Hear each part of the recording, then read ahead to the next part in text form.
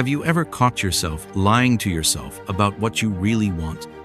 Telling yourself that you're satisfied with little, that you don't care about luxury, while secretly watching other people's lives and wondering why they have what you don't. I am Solomon, the man who had more wealth than any other human being in history. And I need to tell you something that might hurt at first, but will set you free forever. Most people will never become rich, not because they lack opportunities, not because they were born in the wrong place, or because the system is unfair. Most people will never become rich because they're not prepared to carry the weight of wealth without being destroyed by it. You see, wealth isn't just money. Wealth is power. And power in the hands of someone without inner maturity becomes a curse that destroys relationships, corrupts character, and transforms blessings into golden prisons. But there are signs. 7 specific signs that reveal when a person has transcended the scarcity mindset and developed the wisdom necessary to not only achieve wealth, but maintain it and multiply it with purpose. Right now, as you listen to me, your soul is being tested. Every word I speak will expose where you truly stand on this journey. Some of you will discover that you already possess these signs and just need the courage to act. Others will understand exactly why prosperity has been slipping through your fingers. This isn't cheap motivation. This is spiritual surgery. This is knowledge that cost me years of mistakes, losses, and a humility that only comes when you lose everything and must rebuild not just your fortune, but your identity. If you're ready to face the truth about what really separates you from the wealth you desire, subscribe to this channel now. Because what I'm about to reveal in the next few minutes could be the turning point between the life you've been living and the life you were born to live. The first sign might shock you. Number 1, loving silence more than approval. Have you ever noticed how difficult it is to be alone with your thoughts for more than 5 minutes? How it's almost unbearable to be in an environment without music, without notifications, without voices telling you what to do or how to feel. And even harder is admitting that you make important financial decisions based on what others will think, not on what actually makes sense for your life. I spent years of my life surrounded by advisors who told me exactly what I wanted to hear, men who applauded every one of my decisions, who confirmed every one of my whims, who turned my mistakes into genius. And you know what I discovered? That constant approval was the source of some of the greatest disasters of my life. The first sign that someone is ready to carry wealth without being destroyed by it is simple, but painful to accept. It's loving silence more than approval. It's being able to sit alone in an empty room, without entertainment, without external validation, and not panic. It's making decisions based on your inner compass, even when that means disappointing people you love. Imagine a deep well in the middle of the desert. Outside, the scorching sun, wind whipping up sand, the constant noise of passing caravans. But at the bottom of the well, there's fresh, crystal clear, silent water. Most people are afraid to climb down there. They'd rather die of thirst on the surface, screaming for help, than make the solitary journey to the source. Silence is that well, and the wisdom you need to manage wealth is at the bottom of it, not on the noisy surface where everyone shouts opinions about what you should do with your money. There was a young merchant who visited me every week, always agitated, always talking about his grandiose plans, always asking what I thought about every move he wanted to make. One day, I received him in silence. I didn't say a word for a full hour. He became so uncomfortable that he started sweating, fidgeting in his chair, making up excuses to leave. 2 weeks later, he came back bankrupt. He had entered into a disastrous partnership because he couldn't bear the uncertainty of deciding alone. He needed someone's approval, even if it was from a partner he barely knew. You know what the tragedy is? The answer he was looking for was inside him all along. But he was so afraid of silence, so terrified of being alone with his own perceptions, that he preferred collective ruin to solitary wisdom. Financial maturity doesn't begin with investment techniques or business strategies. It begins with the courage to sit in silence and ask yourself difficult questions. Why do you want money? What will you do when you have to fire someone you like?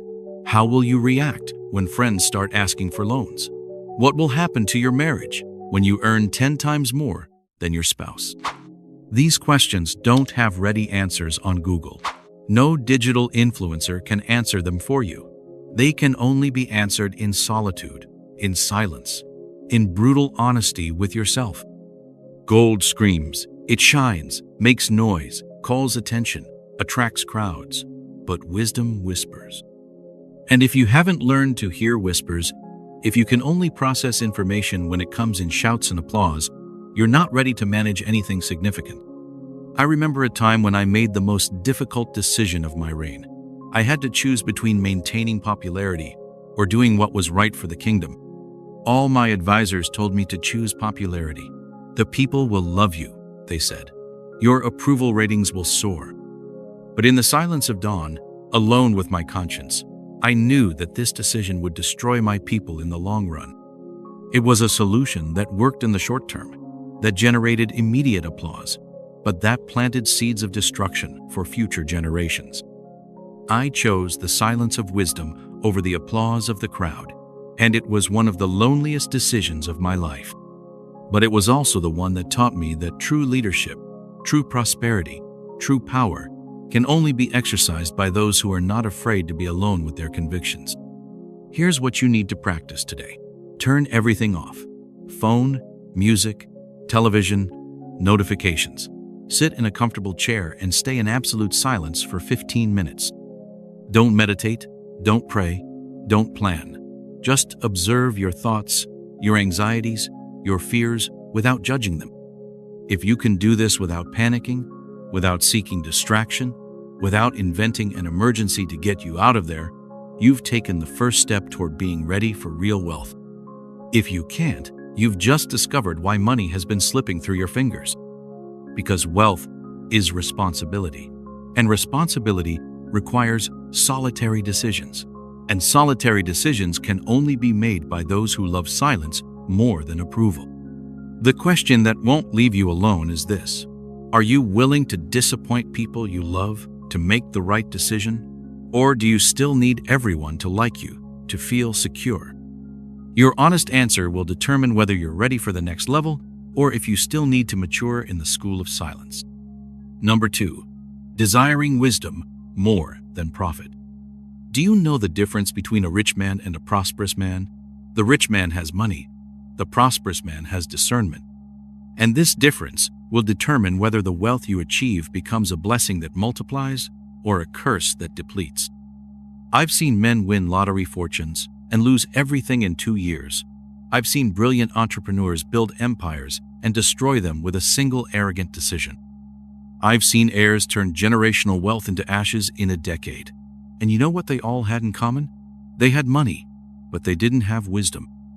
When God appeared to me in a dream and said, "Ask for whatever you want," I could have asked for enough gold to buy the entire world.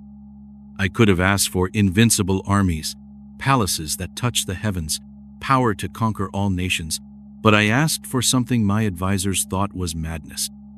I asked for wisdom to discern between good and evil. And you know what happened? I received wisdom, and along with it came wealth that surpassed that of all the kings of the earth. Because when you have true discernment, when you understand the invisible laws that govern prosperity, money becomes consequence, not objective. Most people ask the wrong question. They ask, "How can I get rich?" The right question is, "How can I become trustworthy to manage wealth?" The first question produces desperate schemes and empty dreams. The second question produces solid character and lasting prosperity. Think of a fruit tree. You can pluck the green fruits from the tree, but they won't nourish you. They'll give you a stomachache. But if you care for the tree, if you water the roots, if you prune the branches, if you protect it from what can destroy it, it will give you sweet and abundant fruit for decades. Wisdom is the root. Money is the fruit. If you only care about the fruit, the tree dies. If you care for the root, the fruit comes naturally. There was a merchant who came to ask my advice every week, always with the same question: "King Solomon, tell me what business I should invest in to get rich quick." And I always answered the same thing: "First, Tell me how you treat your employees when no one is watching." He would get impatient. "But Your Majesty, I want to know about investments, not about morals." One day he stopped coming. I later learned that he had gotten an investment that seemed brilliant on paper. He bought an entire caravan of rare spices for a very low price. It seemed like the deal of his lifetime. But the spices were rotten inside. The seller had deceived him. He lost everything. You know why he was deceived? Because he didn't have wisdom to discern. He was so focused on profit that he didn't notice the signs that something was wrong. If he had had wisdom, he would have asked the right questions, investigated better, tested the product before buying. Wisdom teaches you that every financial decision is also a character decision. It teaches you that every partnership is a test of trust. It teaches you that every opportunity too good to be true probably is too good to be true. But wisdom also teaches you things that finance books don't teach. It teaches you when to say no to a lucrative business that will destroy your family. It teaches you when to invest in something that might lose money in the short term, but is aligned with your values. It teaches you that sometimes the financially intelligent decision is to give up the money. I remember a time when I had to choose between accepting an enormous tribute from a foreign nation or maintaining my integrity. The tribute was tempting. It would solve immediate financial problems of the kingdom. My treasurers were excited about the proposal. But wisdom whispered a question to me. Where does this money come from? I discovered it came from slave exploitation, child labor, injustices that I couldn't look at myself in the mirror if I accepted. I refused the tribute. My advisors thought I had gone mad. "It's a fortune, Your Majesty. Think of what we can do with this money." But wisdom showed me that dirty money always charges a price. It might not be today, it might not be tomorrow, but it always charges. And you know what happened? 6 months later, that foreign nation entered civil war. If I had accepted the tribute, I would have been seen as an accomplice to their injustices. Other kingdoms would have turned against me. The decision that seemed financially stupid proved strategically brilliant. That's wisdom. It's seeing connections that others don't see.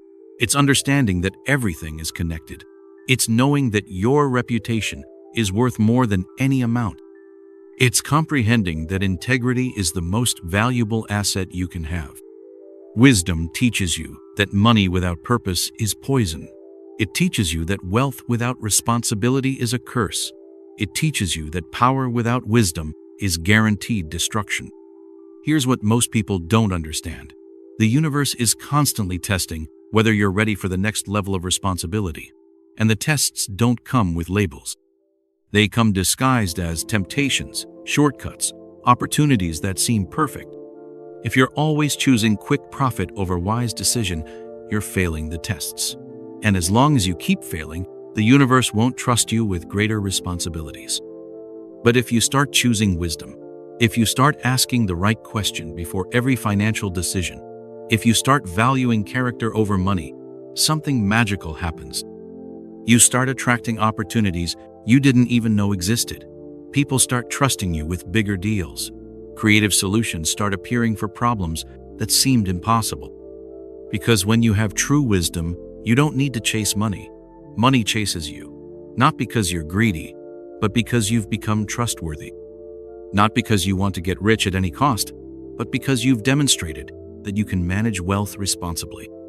The question that should keep you awake at night isn't, how much money can I make? But how much character can I develop?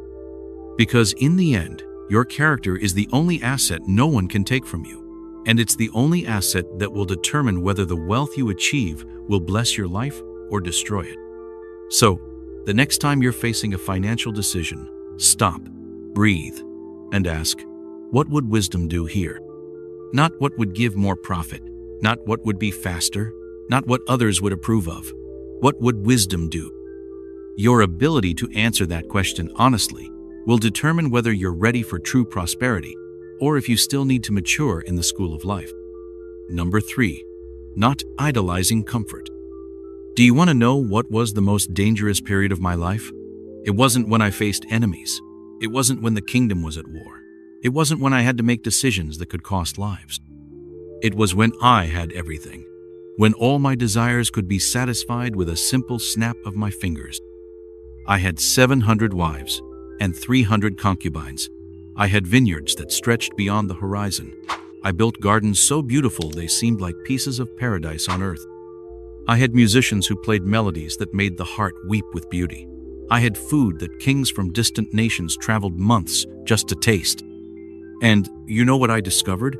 In the midst of all this abundance, that the emptiness inside me didn't diminish. On the contrary, it increased. Because I was using external pleasures to try to heal internal wounds. And that's like trying to put out fire with gasoline. The third sign that someone is ready for wealth is paradoxical and painful. It's not idolizing comfort.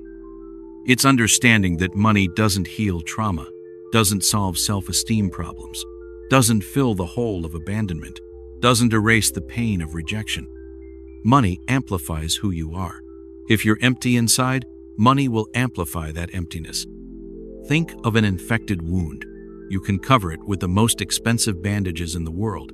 You can use the most sophisticated medicines. You can hire the best doctors. But if the infection isn't treated at the root, it will spread. The beautiful bandage only hides the problem, it doesn't solve it. Most people want wealth as a bandage. They want money so they don't have to face their insecurities. They want luxury to feel important. They want comfort to avoid the discomfort of growing. And that's the perfect recipe for self-destruction. I knew a young prince from a neighboring nation. He inherited a prosperous kingdom at 20. He had enough gold to buy anything he desired. And what did he do? He spent years trying to fill an emotional void with increasingly extreme pleasures. He started with extravagant parties. When that wasn't enough anymore, he moved on to high-risk gambling. When that lost its appeal, he began seeking increasingly dangerous and destructive experiences. In 10 years, he had lost the kingdom, his family, his friends, and almost his life. You know what his real problem was? He had never processed his father's death. He had never faced the fear of not being worthy of the throne. He had never dealt with the loneliness of carrying responsibilities that no one around him understood. He used money as anesthesia to not feel the pain. And when the anesthesia wore off, he needed increasingly larger doses. That's what happens when you idolize comfort. You create an emotional dependence on external pleasure. And like all dependencies, it requires increasingly larger doses to produce the same effect. Until there's no dose large enough to fill the hole you're trying to patch. I went through this. There was a period in my life when I experienced every imaginable pleasure. I built pools with crystal waters, created gardens with rare plants from every continent, organized banquets that lasted weeks. And in the midst of all this abundance, I wrote the most desperate words of my life. Vanity of vanities. All is vanity. Because I discovered something no one had taught me, pleasure has diminishing returns. The first time you experience a luxury, it's incredible. The 10th time, it's normal. The 100th time, it's boring. And you need increasingly greater luxuries to feel the same emotion as the first time. But wisdom has increasing returns. The more you learn, the more you want to learn. The more you grow, the more you realize how much you can still grow. Wisdom doesn't leave you bored, it leaves you fascinated. The difference between someone who's ready for wealth and someone who isn't is simple. Those who are ready see money as a tool. Those who aren't see money as medicine. If you're seeking wealth to cure depression, you'll be depressed and rich. If you're seeking money to feel loved, you'll feel rich and rejected. If you're pursuing luxury to escape anxiety, you'll be anxious amid luxury. Because internal problems aren't solved with external solutions. They're solved with internal work, with self-knowledge, with courage to face your shadows, with willingness to grow even when it hurts. Here's the truth no one wants to hear. If you can't be happy with little, you won't be able to be happy with much. If you don't have peace in simplicity, you won't have peace in abundance. If you don't love yourself in scarcity, you won't love yourself in prosperity. This doesn't mean you should conform to poverty. It means you should resolve your emotional problems before having money to amplify them. It means you should build internal stability before seeking external abundance. I remember the day everything changed for me. I was in one of my most beautiful gardens, surrounded by all the wonders money could buy, and I felt completely empty. I realized I was chasing shadows, trying to embrace the wind. That's when I understood that true wealth wasn't in what I could buy, but in what I could build within myself. True abundance wasn't in what I could accumulate, but in what I could contribute. True prosperity wasn't in the comfort I could have, but in the impact I could generate. From that day on, I changed my relationship with money. I stopped using it as an escape and started using it as an instrument. I stopped seeking pleasure and started seeking purpose. I stopped trying to fill voids and started building meaning.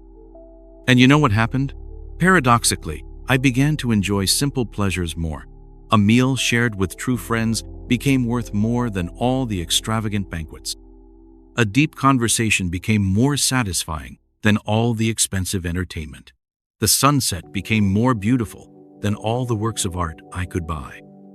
Because when you stop idolizing comfort, when you stop using external pleasures as emotional crutches, you develop the ability to find genuine joy in life's simple things. And that's a wealth that no thief can steal, no crisis can destroy, no change of circumstances can affect. So, before pursuing your next financial goal, ask yourself this honest question.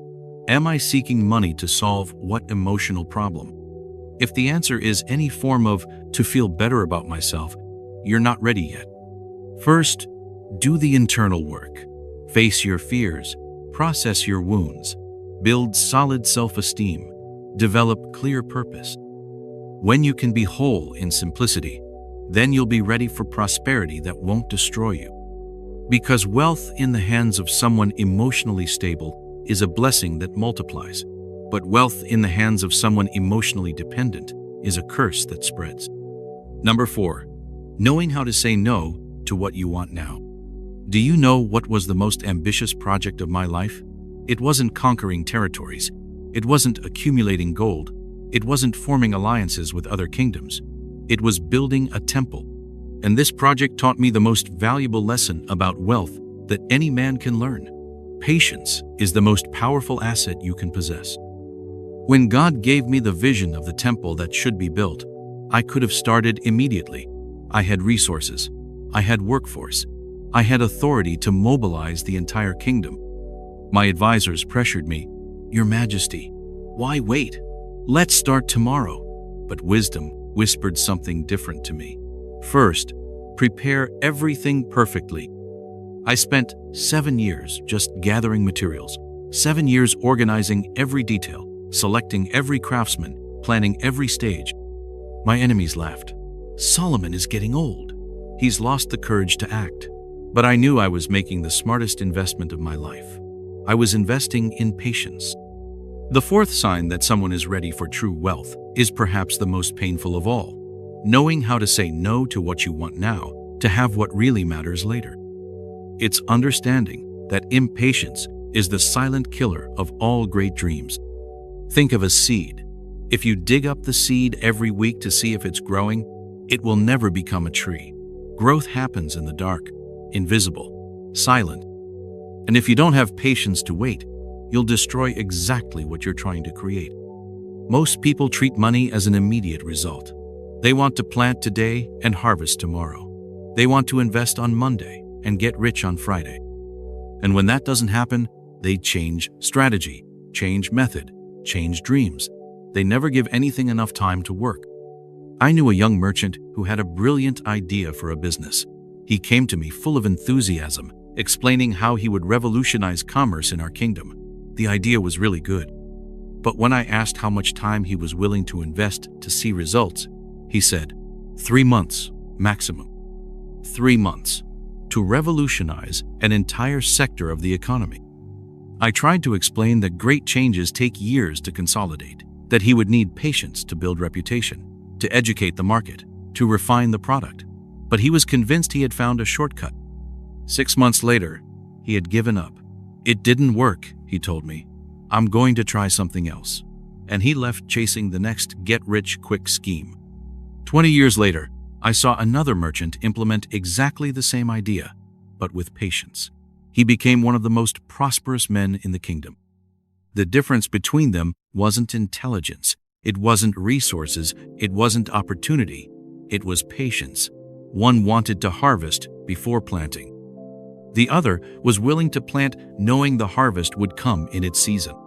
Patience isn't passivity. It's not sitting and waiting for good things to happen. Patience is intelligent work with long-term perspective. It's doing today what will generate results in 5 years. It's investing in processes that others find boring because they only bear fruit in the future. When I began building the temple, after 7 years of preparation, each day of construction was an exercise in patience. There were problems I wanted to solve quickly, but that required careful solutions. There were political pressures to accelerate the process, but I knew that haste creates waste. It took more than a decade to complete that temple. More than a decade.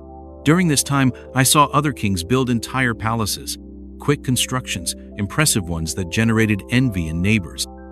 But where are those palaces today? They became dust.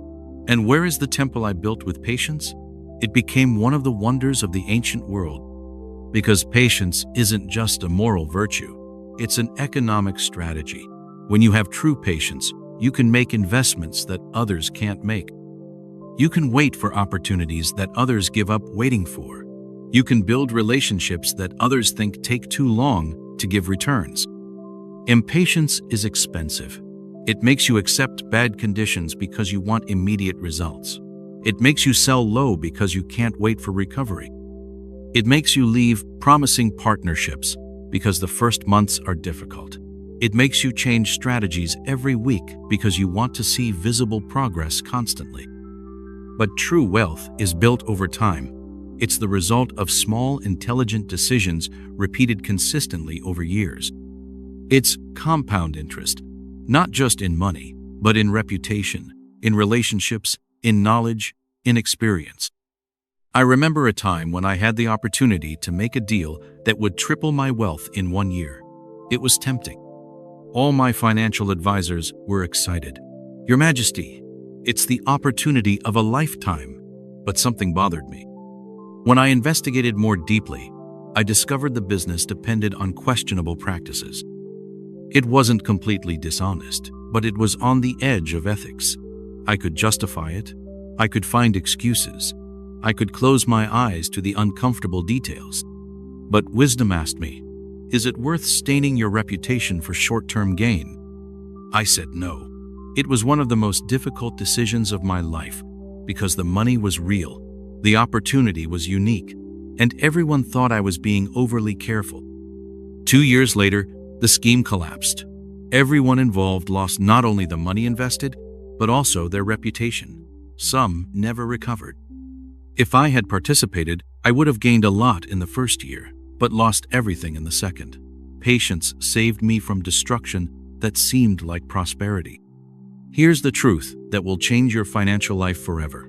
The market always offers 2 options: quick money and lasting money. Quick money is tempting, shouts loud, promises shortcuts. Lasting money is silent, requires work, demands patience. Most choose quick money because they can't tolerate the anxiety of waiting. They can't deal with the uncertainty of the process. They can't work on something that doesn't give visible results immediately. But the truly prosperous choose lasting money. They choose to plant oak trees instead of sunflowers. They choose to build solid foundations instead of castles in the sand. They choose sustainable processes instead of instant results. The question that should guide every financial decision of your life is this: is this building something lasting, or is it just satisfying my anxiety for immediate results? If you're buying stocks because you want quick profit, you're gambling. If you're buying stocks because you believe in the company and are willing to wait years, you're investing. If you're changing strategy every week because you don't see results, you're being impatient. If you're refining your strategy based on learning, you're being intelligent. True patience isn't agony. It's peace. It's the tranquility of someone who knows they're building something solid. It's the confidence of someone who understands that the best results come to those who have persistence to wait. Start today, practicing small acts of patience. When you feel like checking your investments obsessively, don't check. When you want to change strategy because results are taking time, stay the course. When an opportunity for quick gain appears that seems too good to be true, investigate carefully. Because in the end, the difference between those who build lasting wealth and those who spend their lives chasing money is simple. The ability to say no today, to have something much better tomorrow. Your patience is your most valuable capital. Protect it, cultivate it, use it wisely. Because whoever masters the art of patience masters the art of prosperity. Number 5. Seeing value where others see contempt. Have you ever noticed how the most valuable wisdom you've received in life probably came from the most unlikely sources?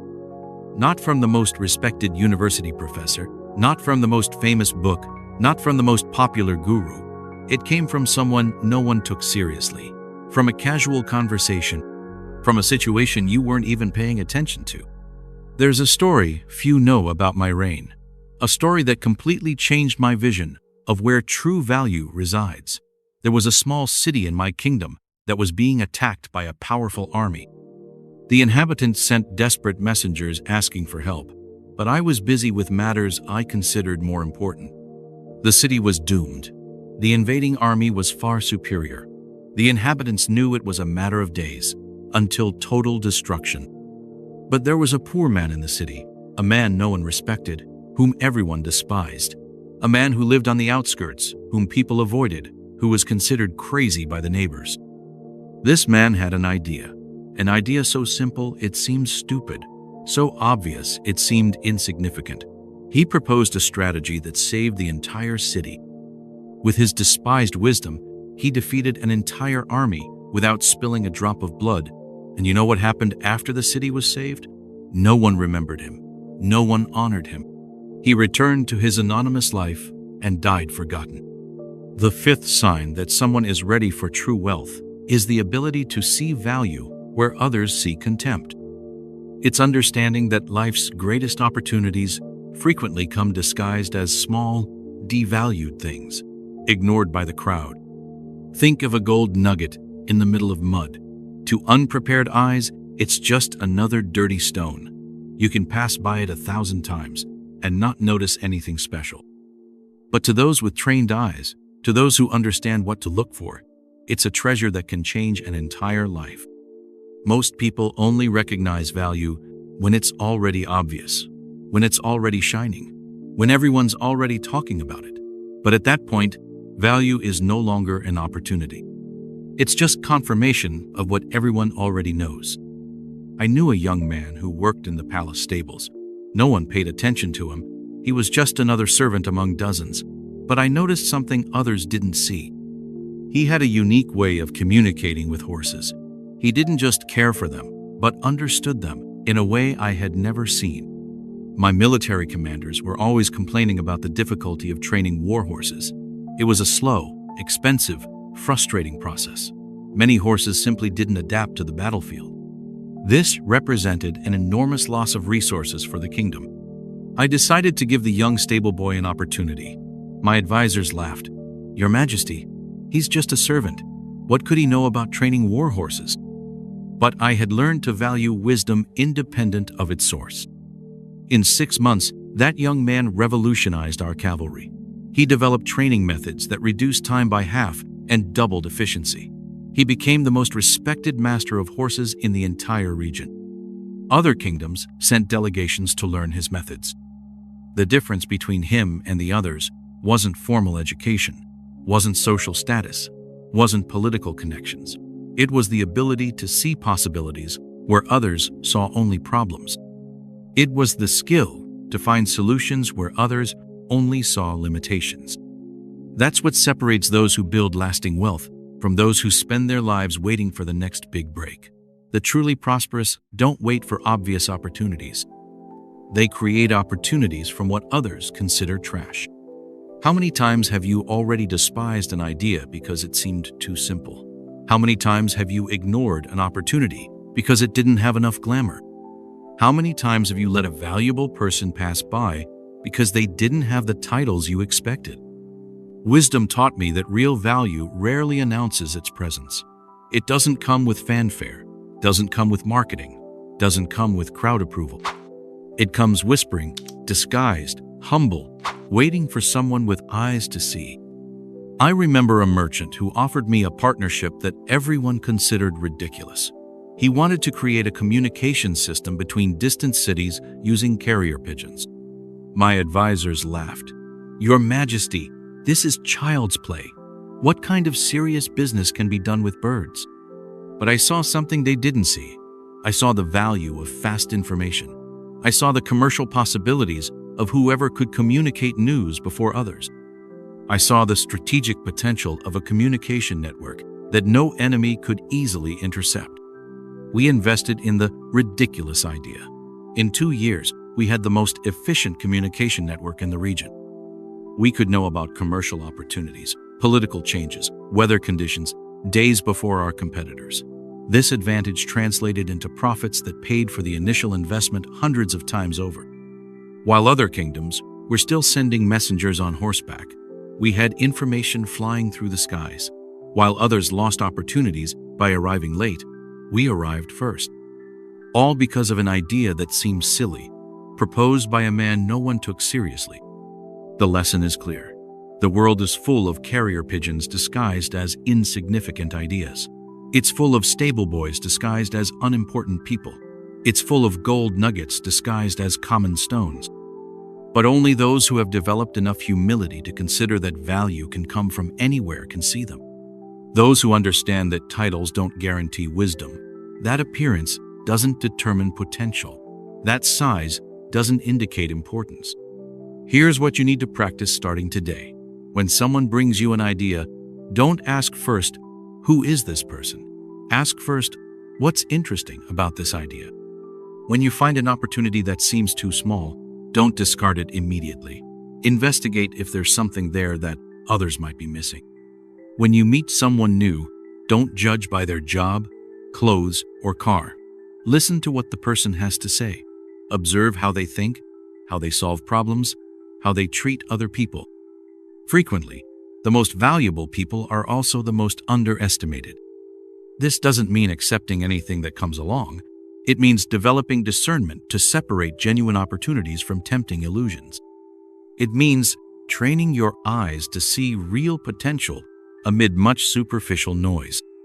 The difference between those who truly get rich and those who spend their lives chasing trends is that the former see value before others, not because they have privileged information, but because they have trained eyes. Not because they're lucky, but because they have wisdom. And this wisdom develops through practice. Every time you choose to investigate instead of discard, every time you listen instead of judge, every time you consider instead of despise, you're training your eyes to see opportunities that others miss. Because in the end, true wealth isn't about having access to the best opportunities. It's about having the ability to transform apparently ordinary opportunities into extraordinary results. Keep your eyes open, keep your mind curious, keep your heart humble. The next poor man who saves a city might be right in front of you. The next gold nugget might be in the next pile of mud you encounter. The question is, do you have eyes to see? Number 6, understanding that everything you have is on loan. Do you want to know what was the most humiliating moment of my life? It wasn't when I made public mistakes. It wasn't when I faced military defeats. It wasn't when I was criticized by prophets. It was when I was at the height of my arrogance, surrounded by all the wealth in the world, and a simple question completely destroyed my illusion of control. I was on my golden throne, contemplating my kingdom that extended beyond the horizon. Magnificent palaces, treasures from entire nations, powerful armies, subjects who trembled when I spoke. I felt like a god on earth. And it was exactly at that moment that the voice of wisdom asked me the question that would change everything. Solomon, what did you bring to this world when you were born? Nothing. I brought nothing. And what will you take when you die? Nothing. I would take nothing. So, what exactly do you own? The 6th sign, that someone is ready for true wealth is perhaps the most liberating and at the same time the most terrifying. Understanding that everything you have is on loan. That you don't own anything, you're just a temporary steward of resources that will pass to other hands. This perception completely changes your relationship with money. When you see yourself as owner, every loss is a personal tragedy. Every threat to your possessions is an attack on your identity. Every market fluctuation is an emotional earthquake. You live in constant anxiety because you're trying to control what is uncontrollable. But when you see yourself as a steward, everything changes. Loss becomes redirection. Change becomes opportunity. Uncertainty becomes adventure. Because you're not defending your identity, you're just managing resources that were never really yours. Think of a garden. A gardener who thinks he owns the plants gets desperate when a flower wilts. He fights against the seasons, argues with the weather, rebels against natural laws. But a gardener who understands that he's just caring for something greater than himself works in harmony with the cycles. He plants in the right season, harvests at the right time, accepts that some plants die so others can be born. It took me decades to learn this lesson. For a long time, I confused my wealth with my identity. I thought I was valuable because I had much. I believed I was important because I owned palaces. I imagined I would be remembered for the treasures I accumulated. There was a servant in my palace who taught me a lesson that no wise man had managed to transmit. He had cared for the gardens for 50 years. He saw generations of plants born and die. He saw entire gardens replanted. He saw storms destroy years of work. One day, after a particularly destructive storm, I found him calmly replanting an area that had been devastated. I asked how he could restart with such tranquility after seeing his work destroyed. He looked at me with those wise eyes that only those who have lived long possess and said, "Your Majesty, I don't plant gardens. I care for gardens." And caring means accepting that everything has a season. My job isn't to prevent plants from dying. My job is to make them flourish while they're alive. That answer hit me like lightning. I realized I was trying to be the garden instead of caring for it. I was trying to eternally own something that by nature is temporary. From that day on, I began to see my wealth completely differently, not as an extension of my ego, but as a responsibility entrusted to me. Not as proof of my worth, but as a tool to create value. Not as something to accumulate indefinitely, but as something to make fruitful and share. And you know what happened? Paradoxically, when I stopped desperately clinging to wealth, it began to multiply in ways I had never experienced. Because when you manage resources as a steward instead of accumulating as an owner, you make wiser decisions. An arrogant owner keeps his money under the mattress because he's afraid of losing it. A wise steward invests because he understands that idle resources are wasted resources. An anxious owner makes decisions based on fear. A confident steward makes decisions based on responsibility. I remember a time when I had to decide between keeping an enormous gold reserve to feel secure or investing in infrastructure that would benefit the entire kingdom. The owner in me wanted to keep everything. After all, it was my gold. I had conquered it through wars and negotiations. But the steward in me knew that accumulated resources without purpose are like stagnant water that rots. I decided to invest in infrastructure. We built roads, ports, irrigation systems. We created opportunities for thousands of people. The result? In 5 years, taxes on the prosperity generated by this infrastructure exceeded all the gold I had before. Because when you plant resources, instead of burying them, they multiply.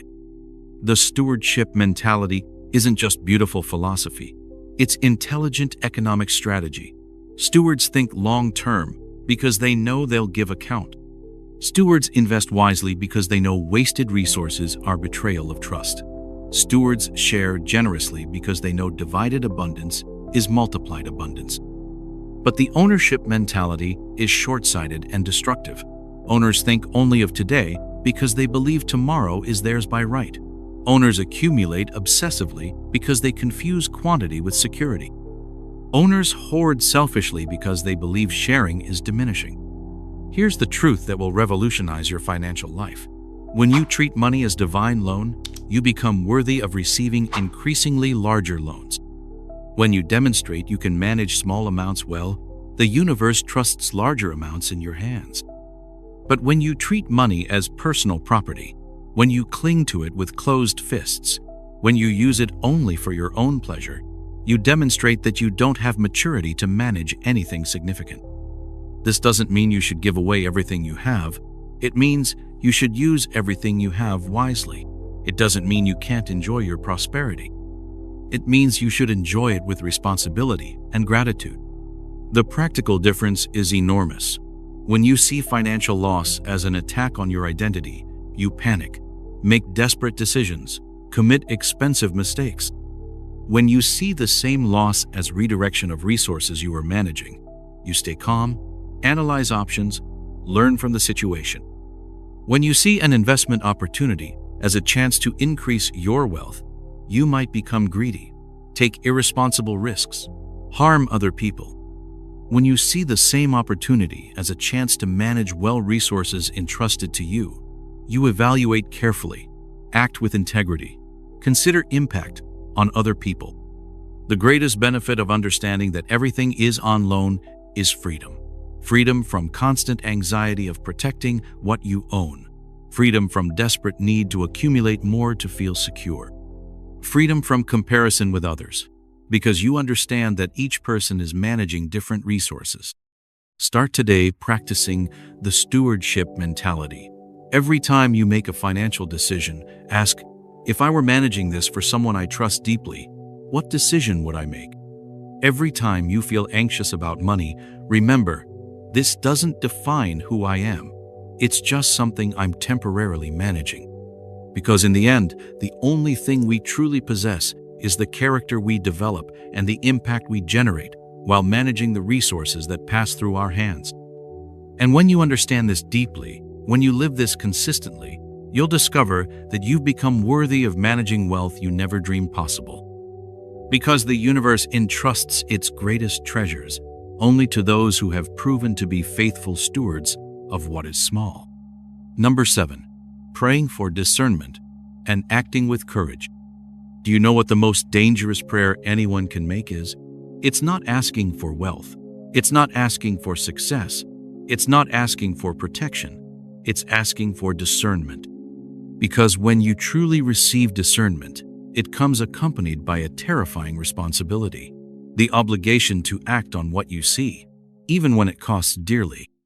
At the beginning of my reign, when God appeared to me in a dream and said, "Ask for whatever you want," I could have asked for enough gold to buy the entire world. I could have asked for invincible armies, palaces that touch the heavens, power to conquer all nations, but I asked for wisdom to discern between good and evil. It seemed like a safe choice, a beautiful virtue, something any sensible person would ask for. I didn't know I was asking to see things most people prefer to ignore. Discernment showed me that some of my most beloved advisors were betraying me. It revealed that popular policies were destroying the kingdom's future. It made me see that relationships that gave me pleasure were compromising my integrity. And each revelation came with a painful choice: act on what I saw or pretend I didn't know. The seventh and final sign that someone is ready for true wealth is the rarest and most powerful combination that exists: praying for discernment and having courage to act on it. It's wanting to see the truth, even when it hurts. It's seeking wisdom, even when it demands sacrifices. It's having strength to do what's right, even when the price is high. Most people don't want real discernment. They want confirmation. They want divine wisdom to validate the decisions they've already made, the paths they've already chosen, the relationships they've already built. But true discernment frequently reveals that you're on the wrong path, with the wrong people, for the wrong reasons. Think of surgery. The patient might pray for the doctor to find only good things in their body.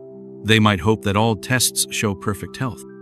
But if there's a tumor, the worst thing that can happen is the doctor not seeing it, because ignoring the problem doesn't make it disappear. It only allows it to grow until it becomes incurable. Discernment is the spiritual surgery that reveals tumors in your financial life, the toxic relationships that are draining your energy, the destructive habits that are sabotaging your progress, the limiting beliefs that are keeping you small, the false opportunities that are leading you in the wrong direction. I remember the first time discernment cost me something really important. There was an advisor who had been with me since the beginning of my reign. He was charismatic, popular among the people, apparently loyal. Everyone admired him. I myself considered him almost a brother.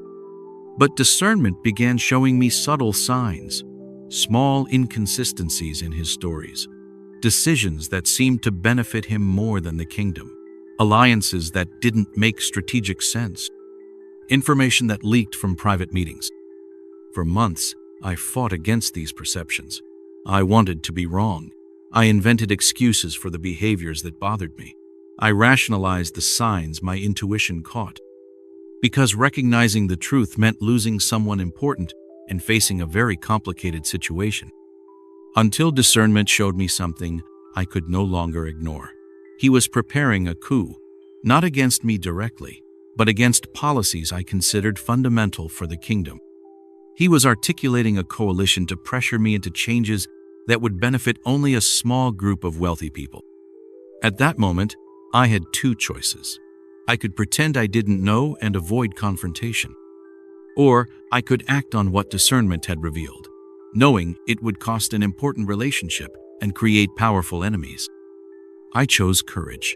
I confronted the advisor directly. The conversation was one of the most difficult of my life. He denied everything, accused me of paranoia, mobilized others against me. For weeks, the palace was a political battlefield. Many questioned my sanity. Some suggested I was losing the ability to lead. But 6 months later, it was discovered that my perception was correct. His plan was revealed by other sources. If I hadn't acted when I did, the kingdom would have suffered enormous damage. The courage to act on discernment saved not only my kingdom, but thousands of lives that would have been harmed by the policies he wanted to implement. This experience taught me something fundamental about prosperity. True wealth doesn't come to those who avoid difficult decisions. It comes to those who have courage to make the right decisions, even when they cost dearly in the short term. Because the universe is constantly testing whether you're worthy of greater resources. And the tests don't come in obvious formats. They come disguised as ethical dilemmas, choices between convenience and integrity, situations where doing right means losing something valuable. If you always choose the easy path, if you always avoid conflicts, if you always prioritize harmony over truth, you're failing the tests. And as long as you keep failing, the universe won't trust greater responsibilities in your hands. But if you develop the habit of seeking genuine discernment and having courage to act on it, something extraordinary happens. You begin attracting opportunities that require exactly these qualities. People start trusting you with important decisions. Situations begin presenting themselves where your integrity becomes your greatest asset. Here's what most people don't understand about prayer. Praying for discernment isn't asking God to make your choices for you. It's asking to see clearly what your real options are and have wisdom to choose well. It's asking to see beyond appearances and understand the true consequences of your decisions. And acting with courage isn't absence of fear. It's feeling fear and doing what's right anyway. It's knowing you might lose something important and choosing integrity anyway. It's accepting that doing right isn't always doing what's popular. Every important financial decision of your life will be, at bottom, a character test. Will you choose quick profit or sustainable growth? Will you choose others' approval or your conscience's peace? Will you choose what's convenient or what's correct? If you don't have the habit of praying for discernment, start today. Before each important decision, pause. Ask for wisdom to see beyond appearances. Ask for courage to act on what you see. Ask for strength to pay the price of integrity. And when discernment comes, when you start seeing things you'd prefer not to see, when you realize you need to make painful changes, don't run. Don't make excuses. Don't seek second opinions that tell you what you want to hear. Act with courage. even when it means losing money in the short term, even when it means disappointing people you love, even when it means leaving the comfort zone you built with so much effort. Because in the end, the combination of discernment and courage isn't just the last sign of readiness for wealth. It's the foundation of all lasting prosperity. It's what separates those who build legacies from those who just accumulate possessions. And when you consistently demonstrate that you have these qualities, when you prove you can see truth and act on it regardless of cost, the universe will begin trusting treasures in your hands that you never imagined existed. The question that defines your financial future is simple but profound. Are you willing to pay the price of wisdom? Do you have courage to act on what it reveals? Your honest answer will determine whether you're truly ready for the wealth you seek or if you still need to mature in the school of life. Because wealth without wisdom is destruction. Wisdom without courage is paralysis. But wisdom with courage is the power that moves mountains and builds empires that honor both those who possess them and the source from which they came. Now you know the 7 signs. But knowing isn't enough.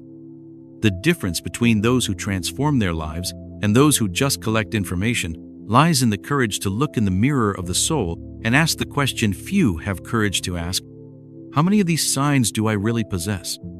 Don't deceive yourself thinking you can skip steps or fake maturity you haven't yet developed. The universe has a mysterious way of testing our readiness before entrusting us with greater responsibilities. Each difficult situation you face, each temptation you resist, each wise decision you make under pressure is silent preparation for what's to come. Think of a seed buried in the darkness of earth.